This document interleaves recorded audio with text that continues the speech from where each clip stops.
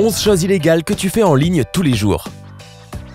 Tu ne le réalises peut-être pas, mais il y a beaucoup de choses que tu fais au quotidien qui sont totalement illégales. Il y a des lois que beaucoup d'entre nous ne connaissons même pas, tandis que certains sont au courant mais ne pensent pas qu'ils puissent être attrapés un jour. Sympa a décidé de te faire prendre conscience de certaines choses illégales que tu commets tous les jours en ligne. C'est parti!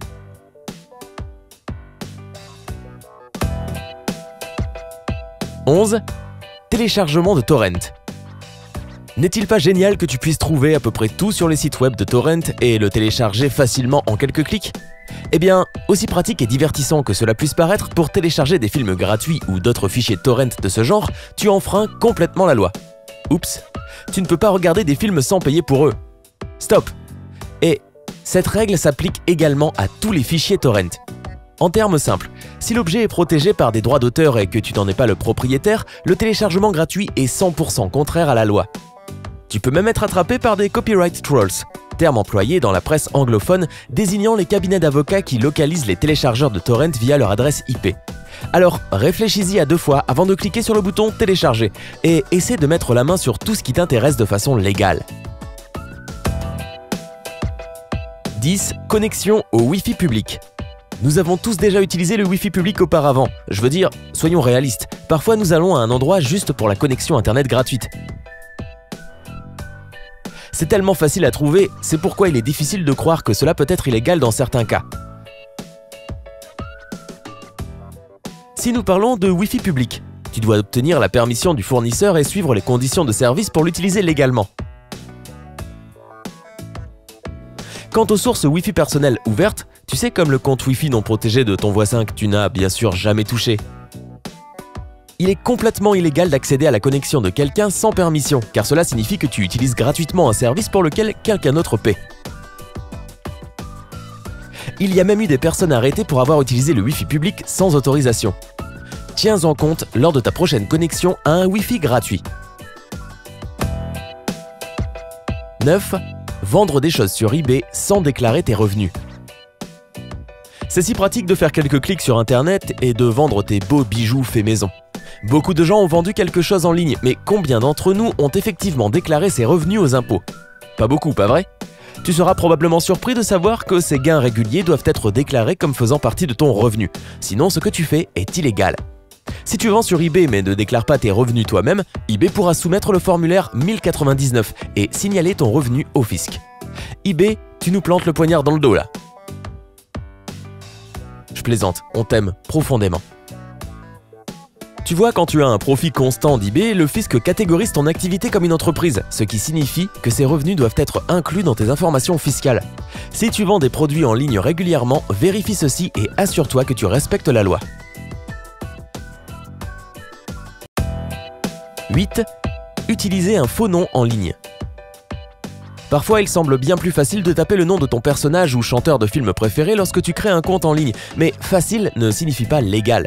Les gens créent même une fausse carte d'identité ou utilisent un faux nom, ce qui est bien évidemment totalement illégal. Pas beaucoup de gens sont au courant, mais truquer ton nom ou ta carte d'identité peut t'envoyer en prison de 5 à 20 ans. L'utilisation d'un faux nom est considérée comme un piratage, car tu ne t'es pas présenté correctement comme propriétaire de l'ordinateur. Certains l'amènent même à un tout autre niveau et créent un faux compte sous le nom d'autres personnes par vengeance ou simplement pour se moquer d'eux. Ce qui est faux non seulement sur le plan moral, mais aussi selon la loi. C'est pourquoi, la prochaine fois que tu publies quelque chose en ligne, utilise ton vrai nom et sois toi-même. 7. Streaming d'émissions de télévision. Comment aimes-tu passer tes week-ends? Étendu sur le canapé, entouré de tes collations préférées, à regarder tes émissions de télévision préférées de l'aube au crépuscule? Ouais, moi aussi. Et toi, comme le reste d'entre nous, tu as sûrement déjà regardé tes émissions, séries ou films en streaming, vidéo en continu, sans même penser aux lois qui t'interdisent de le faire. Un moyen facile de savoir si tu regardes du contenu légalement est de voir s'il y a des publicités pendant la vidéo. S'il n'y en a pas, il est plus que probable que ta petite fête en solo de « j'enchaîne la saison entière de ma série préférée » enfreigne la loi. Les bonnes nouvelles sont que tu peux regarder des épisodes complets de tes émissions légalement à partir de tonnes de sources comme Hulu, ABC, Comedy Central, Fox et bien plus encore. Tu peux trouver la liste complète de ces sites web de streaming légal en ligne pour t'assurer que tu ne violes aucune loi en regardant tes séries préférées. 6. Manger avant de passer à la caisse du magasin. Allez, soyons honnêtes, nous sommes tous allés au supermarché et testé la nourriture avant de la payer. Comment pouvons-nous savoir si les raisins sont bons ou pas? Cette petite tactique peut être géniale pour économiser de l'argent, mais si tu fais cela fréquemment dans les magasins, tu peux avoir des ennuis si quelqu'un décide de te signaler. Tu n'auras pas beaucoup de problèmes si tu manges quelque chose que tu envisages de payer, comme un paquet de chips ou une barre de chocolat près des caisses. Quelqu'un d'autre a-t-il une faiblesse particulière pour les sucreries qu'ils mettent à côté des caisses? Clique sur j'aime si oui. Mais fais attention à l'avenir parce que selon la loi, tu dois payer pour tout avant de le prendre, et ton test tombe dans cette catégorie. Si tu n'es pas sûr de la politique de ce magasin, tu peux toujours poser la question. 5. Utilisation de contenu protégé par droit d'auteur. Alors, tu es en train de préparer ton PowerPoint et tu prends quelques images sur Internet pour ajouter quelques aides visuelles. Et il n'y a rien de mal à ça, pas vrai? Tu peux probablement le deviner maintenant, mais la réponse à cette question est un gros non. La plupart des images sont soumises à des droits d'auteur et il est en fait illégal de les utiliser n'importe où. Quand il s'agit d'utiliser du contenu protégé par des droits d'auteur, tu dois connaître les règles de quelque chose appelé utilisation équitable. Tu peux généralement en savoir plus sur ces règles spéciales en ligne. De plus, garde à l'esprit que les règles d'utilisation équitable ne sont pas exactement internationales. Elles ne concernent que les États-Unis et Israël. Cependant, si tu viens d'un autre pays, cela ne signifie pas que l'utilisation de contenu protégé par des droits d'auteur est légale. Tu as simplement des règles et des restrictions différentes pour ce type de situation. Il est préférable de vérifier avant de décider de prendre le matériel de quelqu'un d'autre pour ton propre usage.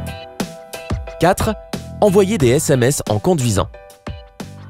Celle-ci est probablement l'infraction la plus grave de notre liste. Envoyer des SMS en conduisant est une mauvaise idée pour plusieurs raisons. Ce n'est pas si confortable, c'est dangereux et c'est illégal. Même si tu es un chauffeur expérimenté et a des pouces rapides comme l'éclair, il est toujours préférable de s'arrêter sur le bas-côté pour taper ce message ou simplement attendre que tu arrives là où tu te rends avant de l'écrire et de l'envoyer. Aux États-Unis, la situation est très claire. Envoyer des SMS au volant est strictement interdit dans 41 États. Cela signifie que si tu es pris, tu dois payer une amende et tu auras des points retirés car c'est une infraction principale considérée comme grave. Wow, c'est assez dur, non?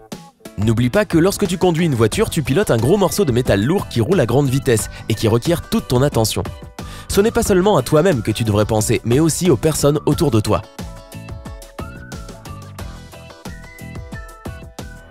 Et les statistiques ne sont pas très prometteuses.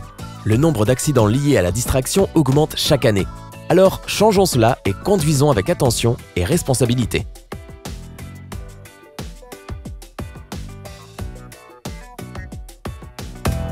3. Enregistrement de conversation Skype. Des millions de personnes dans le monde utilisent Skype et ce n'est pas étonnant. C'est pratique, facile à utiliser et la plupart de ses fonctions principales sont gratuites. Et surtout, cela nous aide à rester en contact avec les amis, la famille et même les collègues quand la distance nous sépare.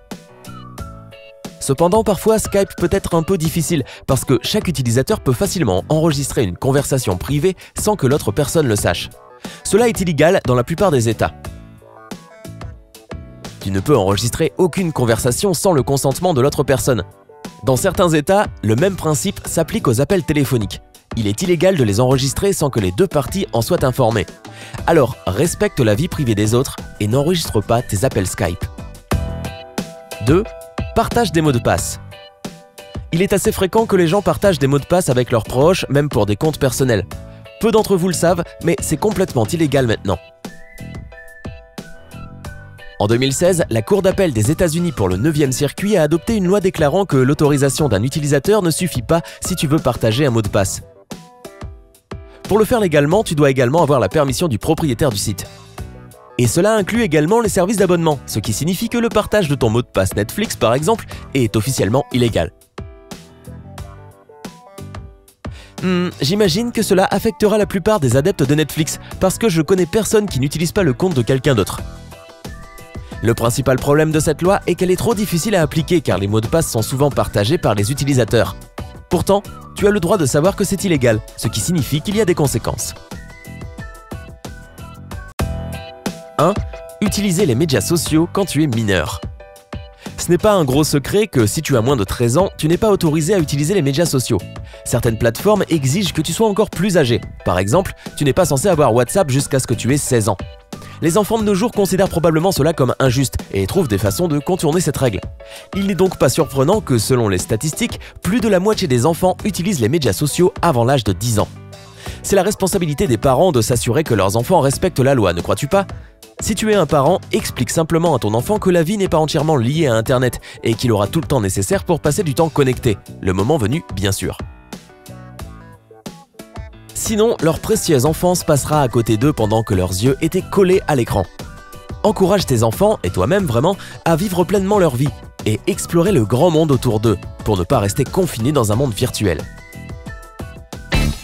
Lequel de ces points as-tu trouvé le plus surprenant ? Penses-tu que certains sont plus sérieux que d'autres ? Discutons-en dans la section des commentaires ci-dessous. N'oublie pas de cliquer sur le bouton j'aime et de partager cette vidéo avec tous tes amis. Abonne-toi à Sympa pour voir d'autres vidéos intéressantes et amusantes.